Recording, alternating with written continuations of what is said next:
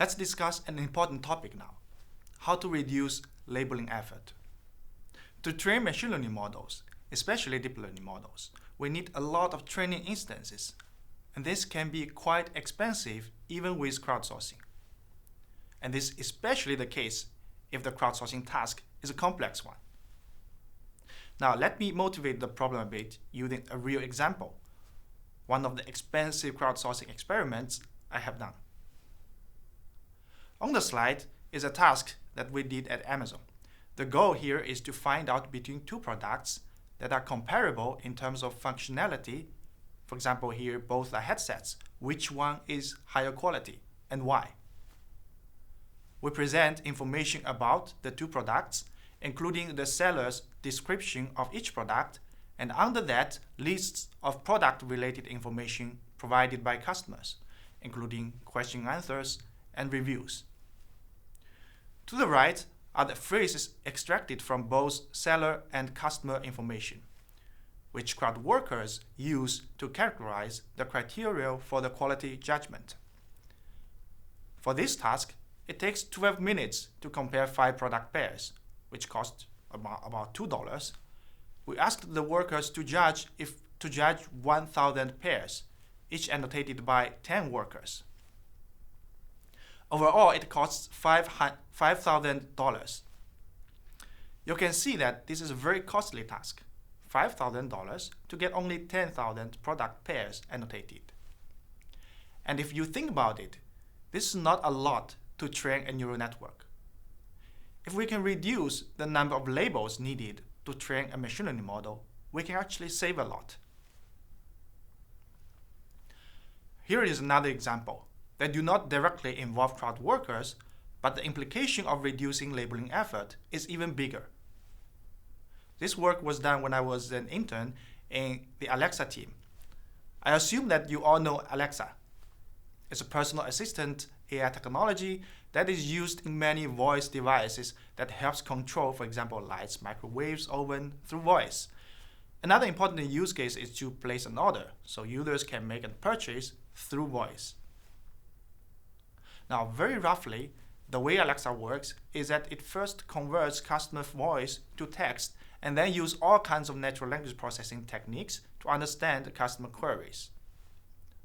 Among those techniques, a very important one is intent classification, that is, identifying whether or not customers have shopping intents. This might sound a simple task, but it is not. It is because, well, first of all, the queries can be very ambiguous. For example, when someone asks Alexa, "Can you find me an iPhone?" We don't know if the user wants to buy an iPhone or she just loses her iPhone at home and asks if Alexa knows where it is. Also, intents are contextual. Some queries issued in the morning might indicate very different intents from when it's issued in the night. Considering this, who are the best annotators? The users themselves, right? There are no better annotators than the users themselves. Ideally, to train an intent classifier, we can use Alexa to collect directly the labels from customers by asking, for example, "Do you want to shop?" Occasionally doing that is fine, but if Alexa constantly asks that kind of question, you know what will happen? Well, people will not use it anymore. So we desperately want to minimize the number of questions asked without sacrificing model performance. But what can we do to reduce worker effort and the cost? Well, one thing that we need to keep in mind is that it's the labels that are costly to obtain, but usually it is very easy to get access to a large amount of unlabeled data. For example, documents of the web, speech samples, images, and videos. The idea of most methods for reducing worker effort is to leverage the unlabeled data to make data labeling more efficient for model training. And to do that, there are two main approaches: active learning and pattern labeling.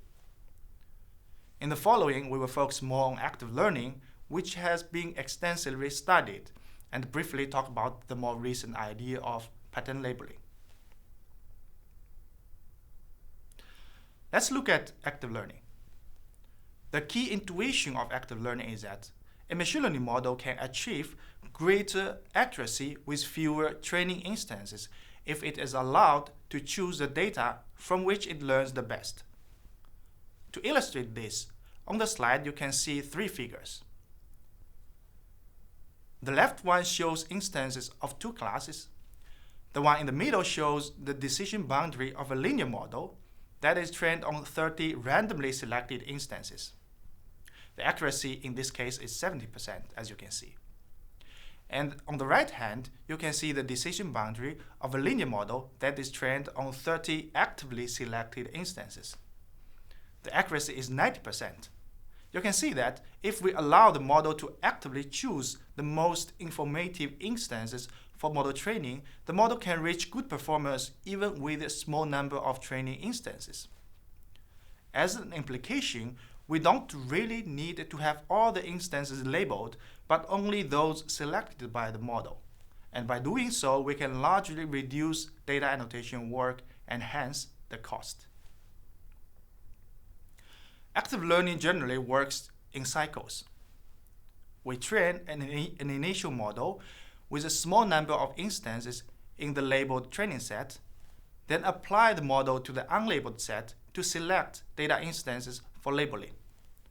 We then ask humans to label the instances and inject the newly labeled instance into the training set to retrain a better version of the model. Note that this is the most common setting of active learning. There are other scenarios as well. For example, in a streaming setting where instances come at high speed, the model will not select from an unlabeled pool of instances, but rather to decide whether to request the label of new instance or simply discard it. There wouldn't be another chance for the model to see the exact same data instance again.